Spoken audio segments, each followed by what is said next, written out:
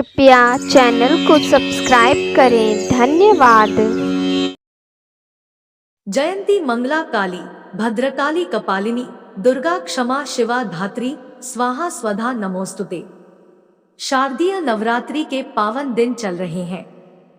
दुर्गा पूजा के 7वें दिन महासप्तमी होती है और इस दिन मां दुर्गा के 7वें स्वरूप मां कालरात्रि की पूजा की जाती है।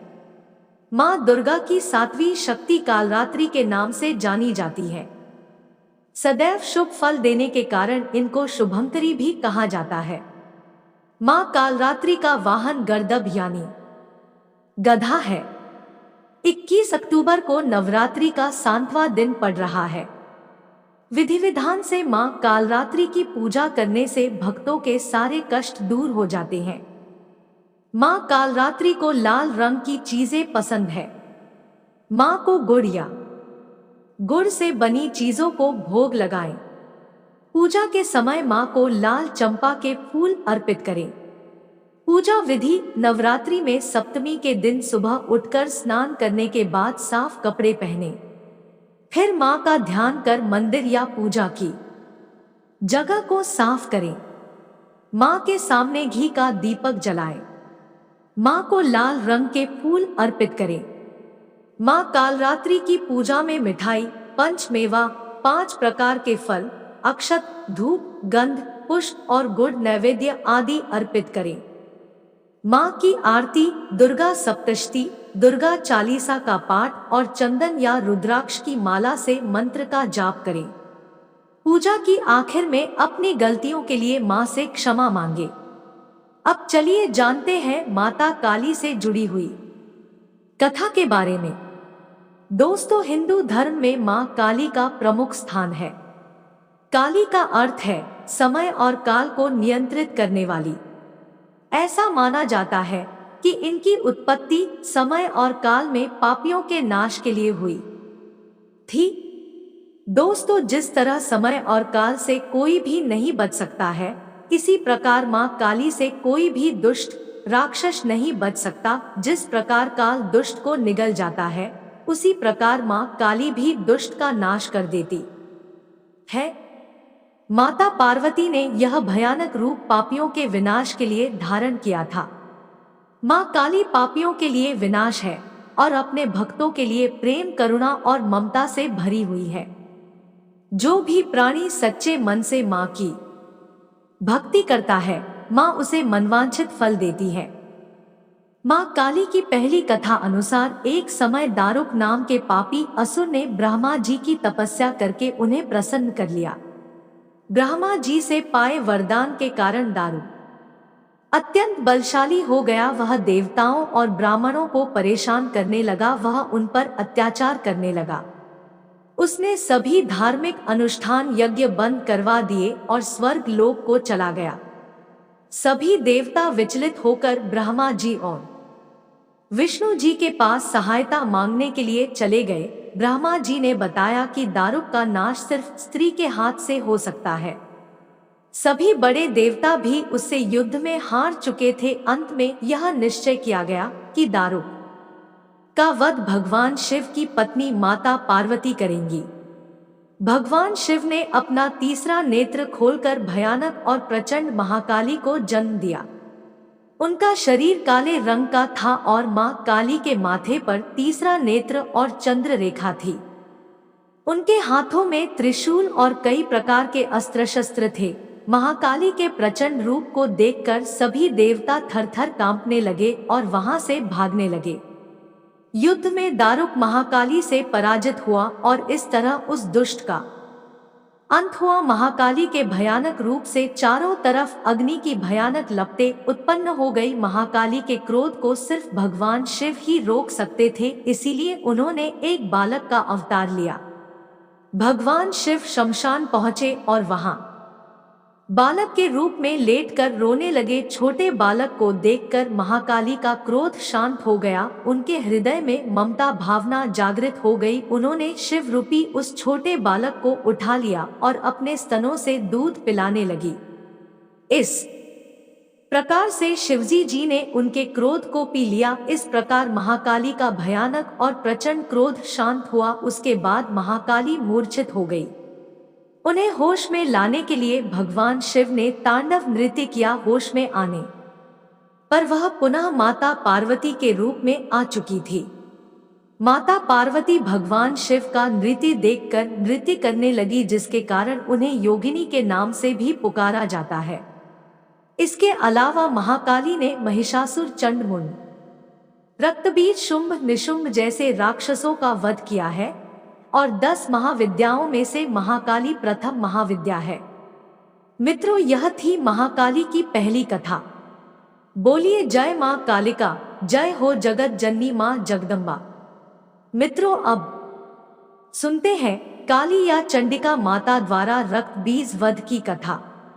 रक्तबीज का अर्थ होता है रक्त से निकले हुए बीज, अर्थात रक्त से उत्पन्न होने वाला एक नया जीव। रक्तबीज एक विशालकाय और बलशाली दैत्य था। पौराणिक कथा अनुसार रक्तबीज और महाकाली की लड़ाई हुई थी, जिसमें माता पार्वती ने महाकाली का रूप धारण कर रक्तबीज का वध किया था। रक्तबीज बहुत शक्तिशाली था। उसका वध सभी देवता मिलकर भी नहीं कर पा रहे थे। रक्तबीज ने शिवजी को प्रसन्न करके वर प्राप्त किया था। रक्तबीज को वरदान प्राप्त था कि जहां जहां उसके रक्त की बूंद गिरेंगी, वहां वहां रक्तबीज की तरह ही शक्तिशाली दैत्य पैदा हो जाएंगे। मार्कंडेय पुराण के अनुसार दुर्गा सप्तशती के 8वें अध्याय में रक्तबीज वध का वर्णन किया गया है। यह उस समय की बात है जब शंकुशिरा नामक अत्यंत बलशाली दानव पुत्र अस्तिचर्वण का जन्म हुआ, जो पशुओं और मनुष्यों की अस्थियों को चबाता था। अस्तिचर्वण के इस कार्य से देवता काफी दुखी रहते थे, इसलिए उन्होंने इस दानव का वध कर दिया। इस घटना से आहत होकर रक्तबीज ने देवताओं से बदला लेने के लिए ठान ली। इसके लिए रक्तबीज ने ब्रह्म क्षेत्र में लगभग 5 लाख वर्षों तक कठिन जप तप किया। परिणाम स्वरूप ब्रह्मा जी ने प्रसन्न होकर रक्तबीज से कहा कि मैं तुम्हारी तपस्या से प्रसन्न हूँ, कहो क्या तुम्हें क्या चाहिए। रक्तबीज ने भगवान ब्रह्मा जी से अमर होने का वरदान मांगा और कहा कि हिरण्यकश्यप की तरह मुझे देवता, दानव, गंधर्व, यक्ष, पिशाच, पशु, पक्षी, मनुष्य आदि कोई भी मुझे नहीं मार सके, ऐसा वरदान दीजिए। ब्रह्मा जी ने खुश होकर उसे यह वरदान दिया और साथ ही यह भी वरदान दिया कि युद्ध में अगर रक्तबीज के शरीर से एक भी रक्त की बूंद जमीन पर गिरेगी तो उससे नया रक्तबीज जन्म लेगा। यह वरदान पाते ही रक्तबीज ने कई युद्ध लड़े, देवताओं को भी पराजित कर दिया। धीरे धीरे धरती पर उसका दुराचार बढ़ गया। सभी देवता इकट्ठे होकर मां दुर्गा की शरण में गए और रक्तबीज को मारने की प्रार्थना की। देवताओं द्वारा सहायता के लिए प्रार्थना करने पर देवी दुर्गा माता ने देवताओं को आश्वस्त किया कि वह रक्तबीज का हरण करेगी। दूसरी तरफ रक्तबीज वरदान का लगातार दुरुपयोग कर रहा था। उसने देवराज इंद्र को युद्ध में परास्त कर स्वर्ग अपने अधीन कर लिया। डर के मारे सभी देवता धरती पर विचरण करने लग गए और मनुष्यों की तरह रहने लगे। ब्रह्मा, विष्णु और महेश के पास जाने पर भी जब देवताओं को इस समस्या का समाधान नहीं मिला तो सब देवता मिलकर काली तीर्थ गए। सभी देवताओं ने मिलकर मां काली की स्तुति की। प्रसन्न होकर मां दुर्गा ने देवताओं को दर्शन दिए और जिस स्थान पर देवताओं द्वारा मां काली की स्तुति की गई उस स्थान को कालीतीर्थ के नाम से जाना गया। देवी दुर्गा ने रक्तबीज का संहार करने का वचन दिया। देवताओं के कहने पर नारद मुनि रक्तबीज के पास गए और कहा कि कैलाश पर्वत के ऊपर भगवान शिव का वास है। इस दुनिया में सिर्फ भगवान शिव ही एक ऐसे हैं जो आपकी आज्ञा का पालन नहीं करते हैं और उन्हें आपका कोई डर नहीं है, साथ ही उन्हें कोई नहीं जीत सकता। आगे नारद मुनि रक्तबीज को बताते हैं कि तीनों लोकों के देवता भगवान शिव बहुत धैर्यवान है, उन्हें क्रोध नहीं आता है। और वहां पर एक बहुत ही सुंदर देवी भी रहती है जिनका नाम पार्वती है। यह सब सुनकर रक्तबीज ने शिव जी को छलने की योजना बनाई और रक्तबीज माता पार्वती का रूप धारण करके भोलेनाथ के पास गया, लेकिन भगवान शिव तुरंत ही उसे पहचान गए और श्राप दिया कि जिस माता कालिका का तुमने वेश धारण किया है वही माता तुम्हारा संहार करेंगी। ऐसा सुनकर उसने स्वयं को अपमानित महसूस किया और तुरंत वहां से अपने दरबार में आ पहुंचा और अपने साथी राक्षसों से मंत्रणा की।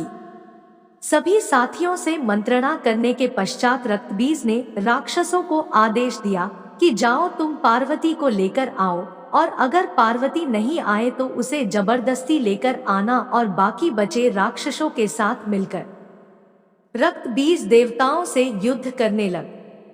रक्तबीज की आज्ञा का पालन करते हुए राक्षस कैलाश पर्वत की तरफ बढ़ते, पर वहां माता पार्वती के पास जाते ही भस्म हो जाते। जो राक्षस बच जाते वो रक्तबीज को आकर सारी बात बताते। जिन असुरों का माता पार्वती द्वारा वध किया जाता है उनमें चंडमुंड भी शामिल होते हैं।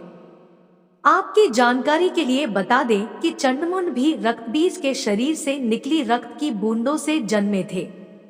धीरे धीरे संपूर्ण धरती पर राक्षस की राक्षस होते गए, क्योंकि राक्षसों की खून की बूंदें जैसे जैसे धरती पर गिरती है, हर बूंद से एक नया रक्तबीज बन जाता। देवताओं के साथ जब भी युद्ध होता तो जैसे ही किसी देवता के प्रहार से रक्तबीज के शरीर से रक्त बहता तो कई और रक्तबीज उत्पन्न हो जाते थे। इस वजह से देवता उसे पराजित नहीं कर पा रहे थे। इसके बाद देवताओं की प्रार्थना पर देवी दुर्गा ने रक्तबीज के साथ युद्ध किया। माता उस दैत्य के अंगों को काटकर गिराती जाती थी। जैसे ही उस असुर के रक्त की जितनी बूंद गिरती उतने ही नए दैत्य उत्पन्न हो जाते थे। तब देवी ने चंडिका को आदेश दिया कि मैं जब इस राक्षस पर प्रहार करूं तब तक तुम इसका रक्त पी जाना, इससे नए राक्षस उत्पन्न ही नहीं हो पाएंगे। चंडिका ने देवी की आज्ञा से ऐसा ही किया। चंडिका ने मुंह विकराल कर रक्तबीज के सारे रक्त को धरती पर गिरने से पहले ही पी लिया और कई राक्षसों को निगल लिया। इस तरह देवी दुर्गा ने रक्तबीज का संहार कर दिया। सिंह पर सवार होने वाली माता और माता चंडिका का पूजन ध्यान करने से भक्तों की रोगों से रक्षा होती है।